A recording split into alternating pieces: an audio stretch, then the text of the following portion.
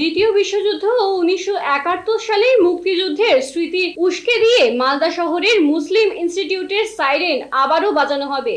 সেই সংকটময় সময়ে এই ঐতিহাসিক প্রতিষ্ঠানটি একই ভূমিকা পালন করেছিল।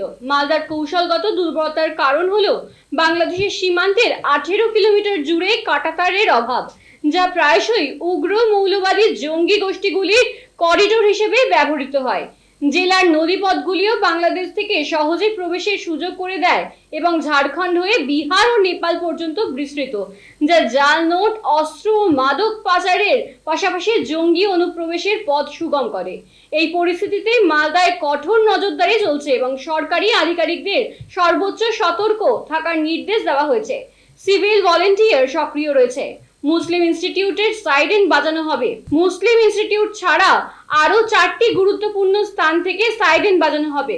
মালদা জেলা আদালত, দমকল বিভাগ, রেল ও পুলিশ লাইন অথবা মালদা সংশোধনাগার। এই বহুমুখী সতর্ক ব্যবস্থা সমগ্র জেলায় সময়োপযোগী ও সতর্কবার্তা নিশ্চিত করার লক্ষ্য রাখে। প্রশাসন থেকে জানানো হয়েছিল, প্রশাসনের লোকজন এসেছিলো, এসে প্রথমে সাইরেনটা চেক করেছিল। সাইরেন তখন বিকল ছিল। তারপরে ওরা আবার মিস্ত্রি টিস্ত্রি নিয়ে আসলো, নিয়ে এসে সাইরেনটাকে খুলে নিয়ে গেল।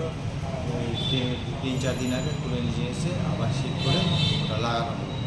আমাদের মালদা মুসলিম ডিস্ট্রিক্ট যুদ্ধকালীন পরিস্থিতি চলছে, কখন কী প্রয়োজন মানে জনগণের স্বার্থে, জনগণ যেন বিপদ না পড়ে, তাহলে অ্যালার্টের জন্য এটা আবার ঠিকঠাক করে বসানো।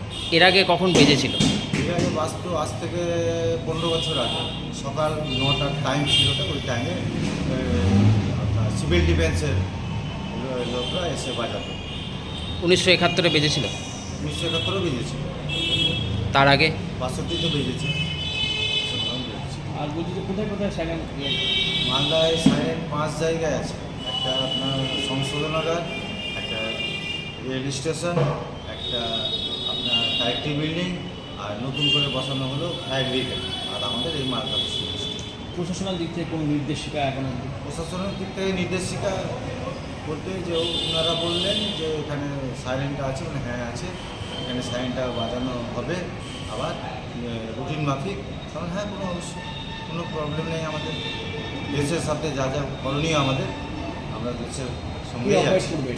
এটা আপনার প্রশাসনিক কর্তা ব্যক্তিরা এটা অপারেট করবে, আর ওনারাই এটা দেখভাল করবে।